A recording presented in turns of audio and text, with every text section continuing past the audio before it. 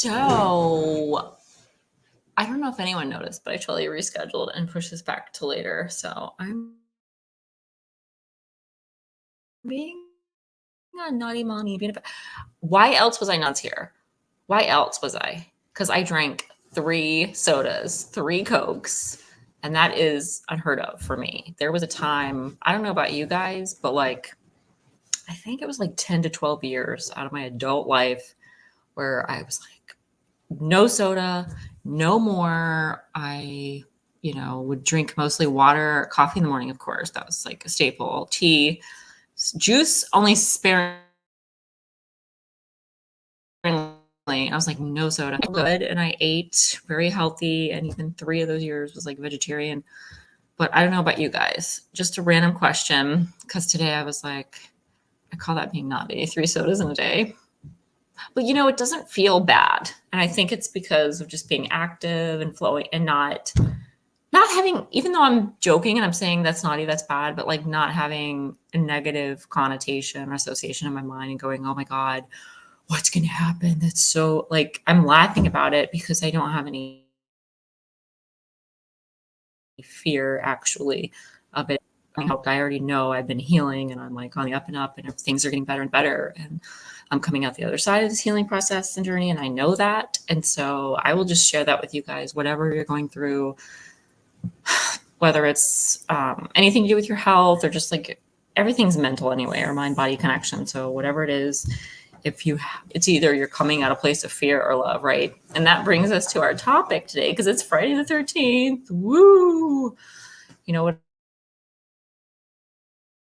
Whatever that means for everybody. I'm gonna right now. I'm gonna keep this short and sweet because where did I put my charger? So today it says the superstition surrounding Friday the 13th combines general fear of the number 13 with a specific dread of Fridays. This sounds so ridiculous. I'm getting this from ChatGPT, by the way. Number 13. In many cultures, the number 13 has been considered unlucky, and this belief might stem from its association with irregularity, as it follows the perfect number 12, which is also seen as a symbol of completeness and order. In the zodiac, 12 hours on a clock, 12 tribes of Judah. Let me go down the list, right? And Friday, it says in medieval Christian tradition, Friday was considered an unlucky day, partly because it was believed that Jesus was crucified on a Friday, or that's what we were told. Obviously, that's just something we were told. We have no idea about any of this stuff. The day was associated with misfortune and was viewed as an inauspicious time for beginning new ventures. My favorite day of the week has always been Friday because when I was working like an office job or whatever, and you're on a regular schedule, Friday was like, what? Friday, you get on the weekend. So it's always been positive for me. So I don't know about you guys. And then it says the combination of the two, Friday and the 13th, the superstition about Friday, the 13th, it's relatively modern phenomenon, while the fear of the number 13 dates back to ancient times. The specific association with Friday is less clear. However, the combination of the two factors intensify this superstition, which was obviously created by some worldly, made up thing that somebody did. Because we're all just taught this, right? We're conditioned, we're brainwashed to believe these things. And, we just do. And we get, they get the media, the news, there's movies, Friday the 13th, what is it? Elm Street, Freddy Krueger, all this kind of stuff. And then you get all the Halloween. I'm going to split up Halloween. I know I said I was going to talk about Halloween tonight, but I'm going to split it up because I just want to be more dedicated and feel like it. I've been spending the time with my son and my dad today, and I'm more distracted. So I definitely want to give you guys my all and talk more about Halloween and stuff like that when it gets closer. But I thought, because interesting, if people, when you see it on the calendar, you just get a nervous feeling. If I cut out anytime during this, I'm just going to call it a night, guys. So it might be a weird ending. But yeah, there's a popular culture and impact about this, and there's references. I think it says that Thomas W. Lawson had a novel in 1907, Friday the 13th, which features a stockbroker who exploits the superstition to create chaos in the stock market. Yeah, worldly, right? And like very devious and dark. And that's what I think. I think all of these superstitions and all of these, made up anything to do with fear, you guys, is obviously planted from like dark forces, the dark side, dark entities, people, places, things. And anything coming from like love on the other side is coming from the other side: light, love, understanding, transparency, faith, hope, all, gentleness, self control, and just authenticity. Right? So it's been, like I was saying, it says modern culture. So this is superstitions have been perpetuated by, popularized by movies, books, the media. So that Friday the 13th horror film franchise that started with the 1980 movie. I didn't even know that was that old. That was even before I was born. So, oh God, there's even a scientific perspective, which I didn't know. So I'll end with this. From a scientific standpoint, the fear of Friday the 13th is known as paracavide Katrina. Who made up that word? That's even worse than supercalifragilisticexpialidocious. But it's seen as an example of a cultural superstition rather than a phenomenon with empirical basis. So studies have shown that Friday the 13th does not statistically increase the likelihood of accidents or misfortune compared to other days, of course, because it's not real, it's made up. It's conditioning. And it says, in summary, the superstition of Friday the 13th, it's a blend of historical and cultural beliefs with its specific modern form emerging in the 20th century through literature and media. So it's made up.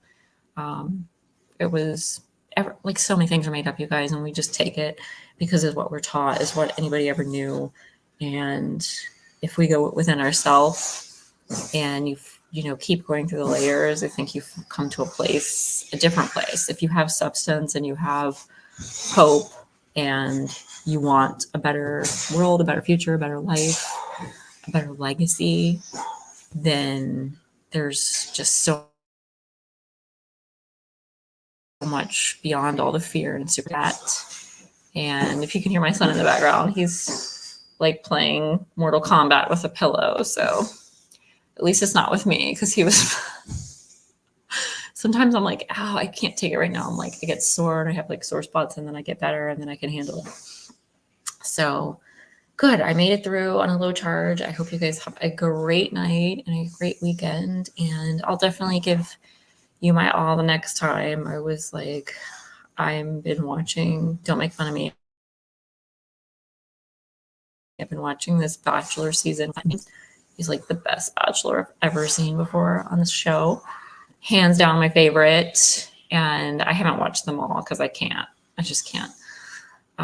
But I remember the show started like a really long time ago, like I want to say over 20 years ago. And I remember watching it fairly soon to the beginning. It was like, and then I just stopped because I was like, this is crazy. How am I wasting my time watching this? And now it's kind of fun to have come back around and like watched a little bit of this one. I don't know. I'm about to one, and I'm just like, he looks so stressed seeing him on this one, or he just looks different. So I'm hoping it ended up okay for him. He just seems like the coolest guy. So I don't know, just like sweet and authentic. But on these types of shows, and like when you're having a timeline, you have pressure. I mean, that's just not cool, and it would stress anyone out, right? So sometimes they say, when you know, you know. And I think that's true, but in the back of anyone's who's had a perfect love, right? Or who's had a perfect life, and in the back of a lot of people's mind, including my own, at different times, it's been like, do I even believe that's true? That I, can find a love like that? And I truly believe it is true, but it takes a lot of self-healing, and it always begins with ourself. And watching these shows just reminds me of that, as I've been on my healing journey. And I'll just encourage you to, because everyone on here, it's either fear or love, right?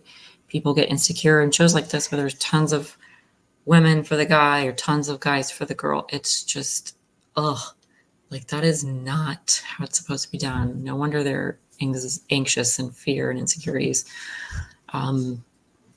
Yeah, homie don't play that. So I hope you guys have a good one. And let me know what you're watching or what you did on Friday the 13th. Mine was great. I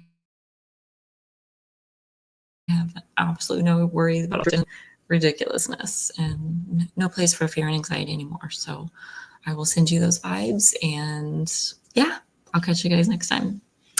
Bye.